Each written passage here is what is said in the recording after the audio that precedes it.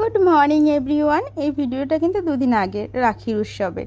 তো কি বলো তো, দুদিন ধরে না মামামের তো এক্সাম চলছে, তো ওই চাপে এই ভিডিও এডিটিং আর করতে পারছিলাম না, তো এই কারণে দুদিন লেট হয়ে গেল ভিডিওটা আপলোড দিতে। তো চলো, সকালবেলা ঘুম থেকে উঠে দেখো স্নান টান করে গোপুসোনাকে আগে রাখিটা মামাম পরিয়ে দিল। আর এই যে আজকের গোপুসোনার এটা নতুন ড্রেস। তো তারপরে মামাম আবার পিসি বাড়িতে এসে ওর পিসির গোপুসোনাকে রাখি পরিয়েছে।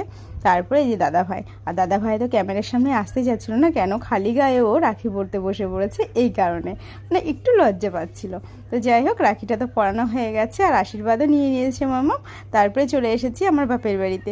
তো আমার ভাইজি বারবার বলছিল যে গপুকে নিয়ে আসো, আমি রাখি পরাবো।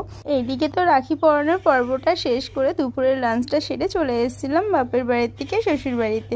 আর এসে এই দেখো কি সুন্দর চাটনি ফুচকা পেয়ে গেছি। তো 1 প্লেট চাটনি ফুচকা আমি আর মামাম নিয়ে বসে পড়েছি। তো চলো আজকে